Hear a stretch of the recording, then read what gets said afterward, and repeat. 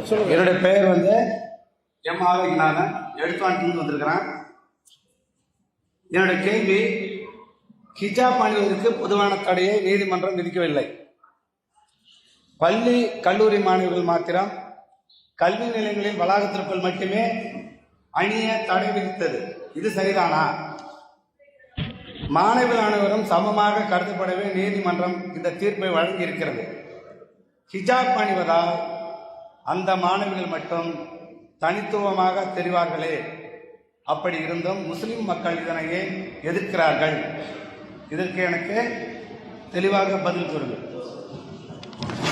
அதாவது என்ன கேட்குறாங்கன்னா, கர்நாடகாவில் பக்கத்து மாநிலத்தில் கர்நாடக மாநிலத்தில் சில கல்விக்கூடங்கள், அரசாங்கம் நடத்தக்கூடிய கல்விக்கூடங்களில் எல்லா மாணவ மாணவிகளும் குறிப்பிட்ட ஒரு ஆடை தான் அணிய வேண்டும், யூனிஃபார்ம், இதைத்தான் அணிந்து பள்ளிக்கு வர வேண்டும் என்று அந்த கல்விக்கூடங்களில் உத்தரவு போடுறாங்க. அரசாங்க பள்ளிக்கூடம், அரசாங்க பள்ளிக்கூடத்தில் என்ன சொல்கிறாங்கன்னு கேட்டால், எல்லா மாணவர்களும் ஒரே மாதிரி ஆடை அணியணும், எல்லா மாணவிகளும் ஒரே மாதிரி ஆடை அணியணும் என்று உத்தரவு போடுறாங்க. அப்போ அதே மாதிரி ஆடை அணியும் போது முஸ்லீம் மாணவிகள் என்ன செய்கிறாங்கன்னு கேட்டால், அதே ஆடையை அணிந்து கொண்டு தலையில் ஒரு ஸ்கார்ஃப், அந்த அவங்க சொல்லக்கூடிய அந்த வண்ணத்திலையும் அந்த முறையிலையும் அந்த ஆடையை அந்த சுடிதார் தான் போடுறாங்க, அந்த கலரில் தான் தாவணி போடுறாங்க, எல்லாமே அதே மாதிரி தான் போடுறாங்க. கட்டுப்பட்டு தலையில் மாத்திரம் என்ன செய்கிறாங்கன்னா ஒரு ஸ்கார்ஃப், ஒரு துணியை போட்டுக்கொண்டு வருகிறார்கள். அப்போ வரும்பொழுது என்ன செய்கிறாங்கன்னா, அந்த அரச பள்ளிக்கூடத்திலேருந்து உள்ளே விட மாட்டோம், யூனிஃபார்முக்கு நீங்கள் மீறுறீங்கன்னு சொல்லி அந்த மாணவிகள் தடுக்கப்படுறாங்க. இதான் நடந்த சம்பவம். அப்போ கல்விக்கூடங்களில் வந்து போட்ட உத்தரவு சரியா அப்படின்னு சொல்லி கர்நாடகாவில் ஹைகோர்ட்டில் வழக்கு போடப்படுது இந்த மாணவிகள் சார்பாக. அப்போ அந்த நீதிமன்றம் என்ன சொல்லுதுன்னு கேட்டால், அது சரிதான், யூனிஃபார்முக்காக வேண்டி நீதிமன்றம் உத்தரவு எதுவும் போடலை, ஹிஜாபு போடுங்க போடாதீங்கன்னு. ஒரு கல்விக்கூடத்தில் அப்படி சட்டம் போட்டால் அதை நீங்கள் ஏற்றுக்கிறது தான் வேணும். சட்டம் போடுற அதிகாரம் ஒரு கல்விக்கூடத்துக்கு இருக்கிறது. சில கல்விக்கூடங்கள் அது வேணாம்னு நினச்சாங்கன்னா வேணாம்னு விட்டுறலாம். அந்த கல்விக்கூடங்கள் அந்த சட்டத்தை போட்டார்கள் என்று சொன்னால் எல்லாரும் சகோதரத்துவமாக இருக்கணும் என்பதற்காக வேண்டி அதை வந்து கொண்டு வந்திருக்கிற காரணத்தினால் அதை நாங்கள் தடை போட முடியாது என்று சொல்லிவிட்டார்கள். அப்போ இதுதான் அவர் கேள்வி கேட்குறாரு. எல்லா மாணவர்களும் ஒரே மாதிரி வரும் பொழுது, எல்லா மாணவிகளும் ஒரே மாதிரி வரும் பொழுது, முஸ்லீம் மாணவிகள் மட்டும் தலையில் ஒரு துணியை போட்டு கொண்டு வந்தால் அது தனியாக தெரியுமே, வித்தியாசமாக தெரியுமே, ஏற்றத்தாழ்வாக இருக்குமே, அது சரியில்லையே, சமமாக தானே இருக்கணும், யூனிஃபார்மாக தானே இருக்கணும் அப்படிங்கிறது ஒரு கேள்வியை கேட்குறாங்க. நீங்கள் அதை விட்டு கொடுத்துடலாமேன்னு கேட்குறாங்க. இதில் நம்ம கவனிக்க வேண்டிய பல விஷயம் இருக்கிறது. முதல் விஷயம் என்னன்னு கேட்டால், நம்ம இந்தியாவை வந்து வெள்ளக்காரன்ட்டு நம்ம விடுதலை பெற்று சுதந்திரம் அடையணும். சுதந்திரம் அடையும் பொழுது அந்த வெள்ளக்காரன் எந்த மாதிரி சுதந்திரம் கொடுக்குறான் என்று சொன்னால், முஸ்லீம்கள் அவங்க இஸ்லாம் என்று எதை செய்து வந்தார்களோ அதை செய்வதற்கு அவங்களுக்கு உரிமை இருக்கிறது. இந்துக்கள் அவங்க இந்து மதத்தின் பேரில் எதை செய்தார்களோ அதை செய்வதற்கு அவங்களுக்கு உரிமை இருக்கிறது. கிறிஸ்தவர்கள் அவங்களுடைய முறைப்படி நடந்து கொள்ள உரிமை இருக்கிறது என்று சொல்லி அரசியல் சாசன புஸ்தகத்திலேயே அந்த மதத்தை பின்பற்ற, பிரச்சாரம் செய்ய, அந்த மதத்தின் அடிப்படையில் கல்விக்கூடம் நடத்த எல்லாத்துக்கும் சுதந்திரம் இருக்கிறது என்று சொல்லி அந்த அடிப்படையில் தான் நாட்டுக்கு சுதந்திரம் கிடைக்குது. அரசியல் சாசனம் ஒரு புஸ்தகத்தை எழுதி நம்ம நினைஞ்சிருக்கிறோம், வச்சிருக்கிறோம். அம்பேத்கர் இருக்கும் பொழுது அந்த அரசியல் சட்ட புஸ்தகத்தில் அது எழுதிட்டாங்க. எப்படி ஒவ்வொரு மதத்தவர்களும் அவங்க மதத்தை பேணுவதற்கு எந்த காரணத்தை சொல்லியும் நீங்கள் குறுக்கணிக்கக்கூடாது.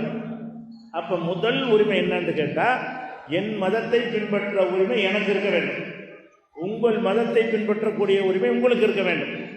யூனிஃபார்ம் முதன்மையானது கிடையாது, யூனிஃபார்ம் சாத்தியமே இல்லாது. இப்போ யூனிஃபார்ம் எல்லாத்தையும் ஒரே மாதிரி ஆக்குறங்கிறீங்க. அப்போ மாணவர்களில் நல்ல அழகான மாணவர்கள் கொஞ்சம் பேர் இருப்பாங்க, அழகு இல்லாத மாணவர்கள் கொஞ்சம் பேர் இருப்பாங்க. யூனிஃபார்ம் அழகாக்கிடுவீங்களா, பெயிண்ட் அடிப்பீங்களா? மாணவர்கள் வந்தாங்கன்னு சொன்னால் உயரமான மாணவர்கள் கொஞ்சம் வருவான், உயரம் இல்லாமல் வருவான், பாரபட்சமாக தெரியும். இவன் உயரமற்ற மாணவனாக இருக்கிறதுனால அவனுக்கு என்ன செய்யணும், ஒரு 4 அடிக்கு ஷூ போட்டுட்டு வான்னு சொல்லுவீங்களா? அல்லது அவனுடைய காலை வெட்டிட்டு வர சொல்லுவீங்களா? அப்போ அவரவர்களுடைய வித்தியாசத்தை வந்து நீங்கள் அழிக்க மாட்டீங்க. அவங்கவுங்க அப்படி தான் இருப்பாங்க. யூனிஃபார்ம் ஆக்குறங்கிற பேரில் வந்து நீங்கள் என்ன எதில் கையை வைக்கிறாங்கன்னு கேட்டால் மத விஷயத்தில் தலையிடுறாங்க. இந்த நாட்டில் வந்து மதத்திற்கு கொடுக்கப்பட்ட சுதந்திரம் வந்து யூனிஃபார்மை விட முக்கியமானது. இப்போ நான் கேட்குறேன், யூனிஃபார்மாக நாட்டில் எல்லாருக்கும் சம்பளம் இருக்குதா? எல்லா அரசு ஊழியரும் ஒரே சம்பளம் தான் வாங்குறாங்களா யூனிஃபார்மாக? சில பேருக்கு 10,000 ரூபா சம்பளம் கொடுக்குறீங்க, சில பேருக்கு பல லட்சங்களத்துக்கு அரசாங்கத்தில் சம்பளம் கொடுக்குறீங்க. அப்போ யூனிஃபார்ம் கொண்டு வாங்க எல்லாத்துக்கும், எல்லா மக்களும் ஒரே சம்பளம் கொடுங்க பார்ப்போம். அப்படி அப்படி கொடுக்கறது கிடையாது. வித்தியாசங்கள் இருந்துக்கிட்டு தான் இருக்கிறது. ஒரே மாதிரி நடத்த முடியாது. ஒருத்தர் நடந்து போகிறான், ஒருத்தர் சைக்கிளில் போகிறான், ஒருத்தர் காரில் போகிறான், ஒருத்தர் பஸ்ஸில் போகிறான். அதை யூனிஃபார்மாக்க பார்ப்போம். எல்லாம் நாங்கள் சமமாக ஆக்க போகிறோம். சமமாக ஆக்க போவதாக இருந்தால் அப்போ இதில் சமமாக்குங்க. ஒருத்தன் பிளாட்பாரத்தில் இருக்கான், ஒருத்தர் குடிசையில் இருக்கான், ஒருத்தர் மாடியில் இருக்கான். எல்லாத்துக்கும் மாடி ஆக்குங்க. எல்லாத்துக்கும் அதுக்கு யூனிஃபார்மாக இருக்கும்ல. யூனிஃபார்மாக இங்கே வசதியை செஞ்சு கொடுக்க காணாம், யூனிஃபார்மாக சட்டத்திட்டங்களை வைத்துக்கொள்ள காணாம்.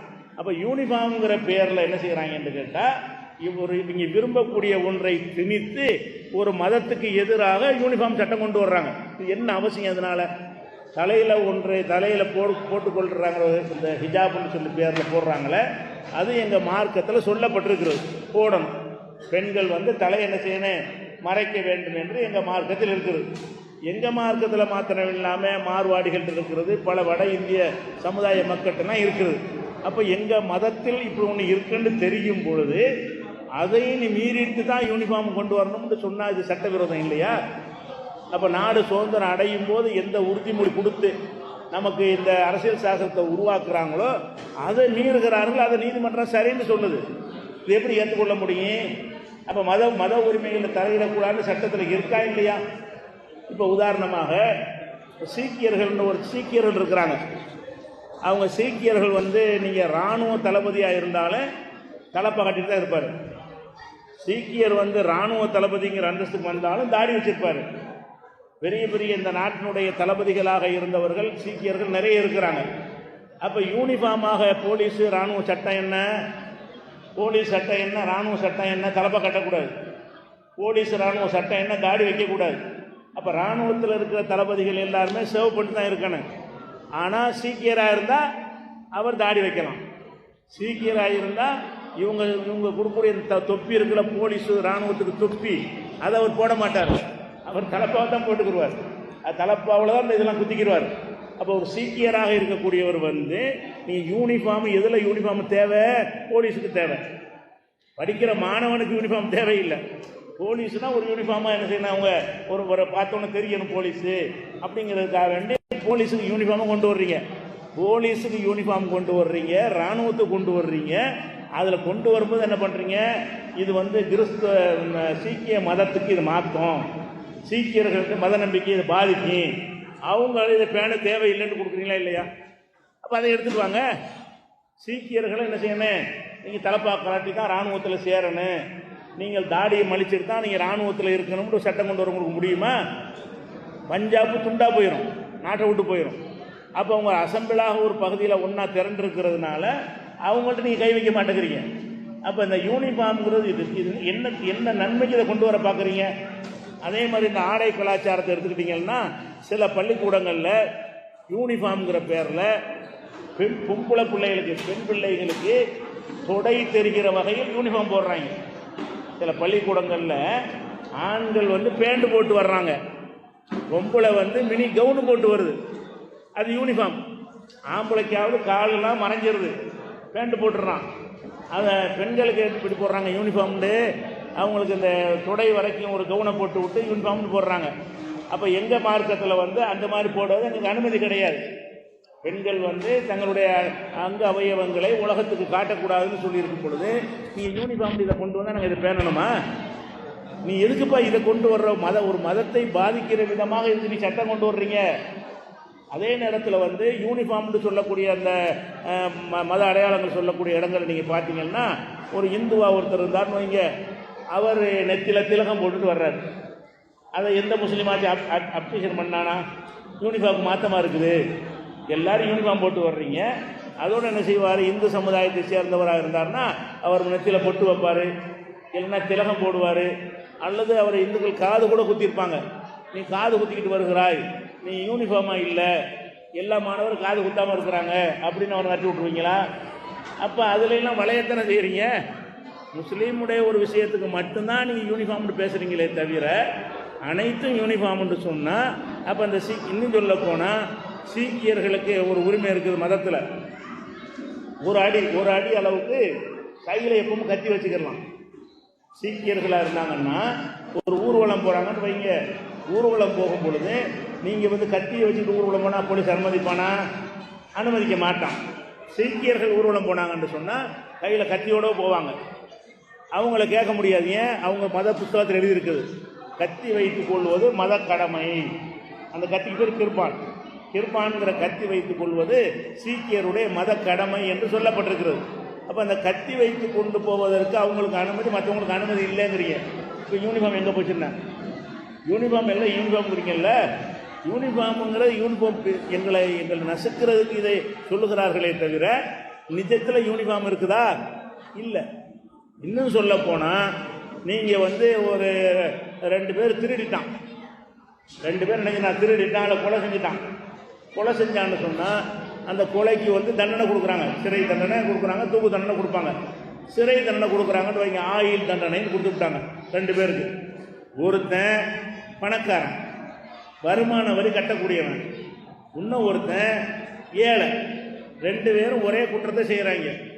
ஆனால் ஜெயிலில் வருமான வரி கட்டுறவனுக்கு தனி சலுகை இருக்குது. வருமான வரி கட்டுறவனாக இருந்தான்னு சொன்னால் அவனுக்கு தனியாக கட்டல் வச்சுக்கலாம், அவனை சமைச்சு சாப்பிட்டு கொள்ளலாம். அவர் இன்கம் டேக்ஸ் கட்டுறாரான். கொலை செஞ்சுருக்கிறான், கொலை செஞ்சவனுக்கு ஜெயிலில் என்ன இல்லை, ஒரே மாதிரி இல்லை, தண்டனை இல்லை. ஏழை கொலை செஞ்சால் அவனுக்கு ஒரு மாதிரியான சிறை, பணக்காரன் கொலை செஞ்சான்னு சொன்னால் அவனுக்கு ஒரு மாதிரியான சிறை. இந்த யூனிஃபார்ம் எங்கே? எல்லாம் ஒரே மாதிரி ஆக்க போகிறவங்கிறீங்களா? ஒரே மாதிரி தான் ஆக்கிட்டீங்களா? பொய் சொல்கிறாங்க. ஒரே மாதிரி ஆக்க இயலாதுங்க, ஒரே மாதிரி ஆக்கவே முடியாது. இப்போ இந்த நாட்டில் தமிழ்நாடு விபச்சார விடுதி நடத்தினா விடுவாங்களா? சங்கராபுரத்தில் போர்டு போட்டுட்டு இங்கே விபச்சார விடுதின்னு போட்டால் உள்ளதுக்கு வச்சுருவான். இதே காரியத்தை பம்பாயில் செய்யலாம்ல, இதே காரியத்தை கல்கத்தாவில் செய்யலாம்ல. கல்கத்தாவிலையும் பம்பாயிலையும் அரசாங்கம் அனுமதிக்கிறது. எதை அனுமதிக்கிறது? விபச்சார விடுதி நடத்துவதை அனுமதிக்கிறது. ஒரு நாடு தான், ஒரு நாட்டில் ஒரு ஏரியாவில் விபச்சாரம் செய்யலாம், தொழிலாக செய்யலாம், இன்னொரு ஏரியாவில் செய்யக்கூடாது. இது என்ன? இது யூனிஃபார்ம் எங்கே? யூனிஃபார்ம் எங்கே இருக்குது? ஒரே மாதிரி இல்லையே. எல்லாத்தையும் உண்ணாக்க போகிறோங்கிறீங்க. இதை உண்ணாக்குங்க முதல்ல. இன்னும் சொல்ல போனால் சங்கராபுரத்தில் ரோட்டில் ஒரு மேடையை போட்டுக்கிட்டு ஒரு காபரேட் டான்ஸ் ஆடுறாங்கன்னு வைங்க. காபரேட் டான்ஸ்னா என்னது? பெண்கள் டான்ஸ் ஆடி ஆடை அவிழ்த்து விடுவாங்க, ஒரு ட்ரெஸ்ஸாக கழட்டி போடுவாங்க. இப்படி ஒரு டான்ஸ் ஆடக்கூடிய ஒரு தன்மை நீங்கள் கிராமங்கள்லாம் இருக்கும். இதை செஞ்சீங்கன்னு சொன்னால் போலீஸ் பிடிச்சோன்னா உள்ளே வச்சுருவான், குற்றம் அது. அந்த டான்ஸை நடத்தக்கூடாது. இதே டான்ஸை 5 ஸ்டார் ஹோட்டலில் நடத்தலாம். இதே நாட்டுக்குள்ளேயே ஸ்டார் ஹோட்டல் இருக்குல்ல, பணக்காரங்கள் மட்டும் போகக்கூடிய பெரிய அதிக பணம் கொடுக்கக்கூடிய அந்த ஹோட்டல்களாக இருந்தால் அதில் போய் என்ன செய்யலாம்? அந்த காபர நிர்வாண டான்ஸ் கூட ஆடக்கூடலாம் பெண்களை. அப்போ பெண்களை நிர்வாண டான்ஸ் ஏழை ஆட விடக்கூடாது, கிராமங்களில் ஆட விடக்கூடாது, சாதாரண ஹோட்டல்களில் ஆட விடக்கூடாது, ஸ்டார் ஹோட்டலில் ஆட விடலாம். அப்போ இது என்ன சமயம் அமைஞ்ச குற்றம்னா என்ன? குற்றம் சொல்ல வேண்டியது தானே. அப்போ சும்மா அவங்களை ஏமாத்துறாங்க, யூனிஃபார்ம்னு சொல்லி ஏமாத்துறாங்களே. அதை விட நம்ம அண்ணன் தம்பியாக பழகணும். அவங்க இதை ஒரு துணியை தலையில் போடுறோன்னா உனக்கு என்ன பாதிப்பு, அதனால என்ன வந்துச்சு, அதனால என்ன கேடு ஏற்பட்டு போச்சு. அந்த 20,000 மாணவிகள் பரிசு எழுத விட மாட்டேன்ட்டாங்க. 20,000 கல்வி கற்க வேண்டிய மாணவிகளை நீ ஹிஜாப் போட்டு வந்தனால பரிசு எழுத விட மாட்டேங்கிறாங்க. இது ஏதோ ஒரு முற்போக்குங்கிற பேரில் ஏமாத்துறாங்க. அதே நேரத்தில் மற்ற சமுதாயங்களுடைய மத நடவடிக்கைகளுக்கு குறுக்க நிற்கிறாங்களான்னா நிற்க மாட்டேங்கிறாங்க. அதை நம்ம பார்க்குறோம். அது மாத்திரம் இல்லாமல் இப்போ ஆயுத பயிற்சி எடுக்கிறதுக்கு நாட்டில் அனுமதி இருக்குதா? கட்சி அருவாளை வச்சு பயிற்சி எடுக்கலாமான்னா பயிற்சி எடுக்கக்கூடாது. இன்னைக்கு பயிற்சி எடுக்கிறாங்க, ஒரு குறிப்பிட்ட இயக்கத்தின் பேரில் கர்நாடகாவில் பகிரங்கமாக பயிற்சி எடுக்கிறாங்க. அப்போ யூனிஃபார்ம் எங்க? ஒருவனுக்கு உள்ள உரிமை ஒருவனுக்கு இல்லைங்கிறீங்கள. அப்போ அதனால இந்த ஹிஜாபுங்கிறத நாங்கள் எதுக்கு போராடுறோம்னு கேட்டால் எங்கள் மதத்தில் இப்படி சொல்லப்பட்டிருக்கு. எங்கள் இப்போ நீங்கள் என்ன யூனிஃபார்ம்னு என்ன செய்வீங்கன்னா இனிமேல் யூனிஃபார்மாக எல்லாரும் இந்த கடவுளை தான் வணங்கணும்பீங்க. நாங்கள் அல்லாஹ்வுக்கு யாரையும் வணங்கக்கூடாது கொள்கையில் உள்ள ஆளுங்க. எங்களை பிடிச்சி இதை போய் வணங்கணும், நாங்கள் வணங்குவோமா? உங்களை பிடிச்சி இதை வணங்க சொன்னால் நீங்கள் வணங்குவீங்களா? வணங்க மாட்டீங்க. அவரவர் ஒரு தெய்வம் வணங்கிட்டு இருப்பார்கள். அதை நீங்கள் யூனிஃபார்ம் அதையும் ஒரே கொள்கை ஆக்கிடுவோம், அப்புறம் ஒரே மொழின்னு கொண்டு வாங்கலாம் பார்ப்போம். இந்தியா ஒரு நாடு தானே, எல்லாம் தமிழ்லாம் பேசக்கூடாது, எல்லாம் ஹிந்தி தான், ஹிந்தி மட்டும்தான் பேசணும்னு சொல்லி பாருங்களேன் பார்ப்போம். யூனிஃபார்மை கொண்டு வாங்கலாம். அப்போ யூனிஃபார்ம் கொண்டு வர முடியல. தமிழ் பேசுகிறோம், தமிழில் பேசிக்க, மலையாளி மலையாளத்தில் பேசிக்கிறதா நீங்கள் ஆட்சி நடத்திட்டு இருக்கிறீங்க. யூனிஃபார்மாக உங்களுக்கு மொழி கொண்டு வர முடிஞ்சா? யூனிஃபார்மாக வரி கொண்டு வர முடிஞ்சா? யூனிஃபார்மாக எல்லா பக்கத்துலேயும் ஒரே மாதிரி சட்டம் கொண்டு வர முடிஞ்சா? ஒரே சட்டமாக நாடுகுறாக இருக்கிறது. இப்போ ஹெல்மெட்டு போடாமல் போனால் ஒரு மாநிலத்தில் குற்றம்ங்கிறான், ஒரு மாநிலத்தில் குற்றம் இல்லைங்கிறான். இப்போ நாளையிலேருந்து இங்கே தமிழ்நாட்டிலையும் சட்டம் வரப்போகுது, பின்னாடி உட்காரவங்க ஹெல்மெட் போடணுமா? முன்னாடி வண்டி ஓட்டுறவங்க மட்டும் இல்லாமல் பின்னாடி வந்து உட்காந்துருக்கணும் ஹெல்மெட் போட்டு தான் போகணும்னு சட்டம் கொண்டு வர்றாங்க. நாளையிலேருந்து அது அமலுக்கு வரப்போகுது. இதே மாதிரி வேறு மாநிலத்தில் இல்லை. அப்போ ஒரு நாள் ஒரே யூனிஃபார்மை கொண்டு வாங்கலாம் பார்ப்போம். எல்லோரும் ஹெல்மெட் போட சொல்லுங்கள், எல்லோரும் ஹெல்மெட் போடாத சொல்ல முடியுதா உங்களால்? இங்கே ஒரு சட்டம், அங்கே ஒரு சட்டம், இங்கே ஒரு சட்டம். அப்போ ஒரு மாநிலத்தில் மதுபானத்தில் பாரில் வச்சு குடிக்கலாம்ங்கிறாங்க, ஒரு மாநிலத்தில் பாரில் குடிக்கக்கூடாது, வீட்டில் போய் குடிச்சிக்காங்கிறாங்க. அது என்ன சட்டம் இது? யூனிஃபார்ம் எங்கே? அப்போ யூனிஃபார்ம்ங்கிற பொய்யான வாசகத்தை வைத்து ஏமாற்றி கொண்டிருக்கிறார்களே தவிர அதில் எந்த விதமான ஒரு நன்மையும் கிடையாது. இது அரசியல் சட்டத்துக்கு எதிரான. அரசியல் சட்டம் என்ன சொல்லியிருக்குது? என் மதத்தை கடைப்பிடிக்கிறதுக்கு அரசு குறுக்கு வரக்கூடாது, ஓ மதத்தை கடைப்பிடிக்கும் குறுக்கு வரக்கூடாது. எந்த மதத்துக்காரனும் எந்த மதத்துக்காரனையும் வழிபடுவதே நெஞ்சிடக்கூடாது, குறுக்கு தடுக்கக்கூடாது. எப்போ தடுக்கலாம்? அடுத்தவரை பாதிக்கிற விஷயம் இருக்குதுல்ல, அதுகளை தடுக்கலாம். எந்த மதத்துக்காரனாவது அடுத்த மதத்துக்காரனை பாதிக்கிற மாதிரி ஒன்றை செய்தானேயானால் அது முன்னு தான் நீங்கள் தடுக்க இயலுமே தவிர பிறரை பாதிக்காத வகையில் நீங்கள் பொட்டு வைத்துக் கொள்வது, நீங்கள் தாலி அணிந்து கொள்வது, நீங்கள் மெட்டி அணிந்து கொள்வது, நீங்கள் காது குத்தி கொள்வதெல்லாம் யாரையும் பாதிக்காது. அதே மாதிரி நாங்கள் ஹிஜாப் போட்டுக்கொள்வது யாரையும் பாதிக்காது. பாதிக்கலைன்னு சொன்னால் அவன் விரும்பின அவன் செஞ்சுட்டு போகிறான், நீ விரும்பின நீ செஞ்சுட்டு போ, நம்ம அண்ணன் தம்பியாக இருப்போம். அப்படிங்கிறதை சிதைக்கிற விதமாக ஒரு கலவரத்தை உண்டாக்கி வெறுப்பு அரசியல் நடத்துவதற்கு இதை கொண்டு வந்திருக்கிறாங்க. அதனால தான் நாங்கள் என்ன செய்கிறோம், ஒவ்வொரு உரிமையாக படிப்பாங்க. அப்புறம் இது ஒன்றுலேருந்து கை வச்சு என்ன செய்வாங்கன்னா கடைசியில் நீங்கள் முஸ்லீமாக வாழக்கூடாதுன்னு கொண்டு வரதுக்கு பார்க்குறாங்க. அதனால நம்ம எதிர்ப்பு.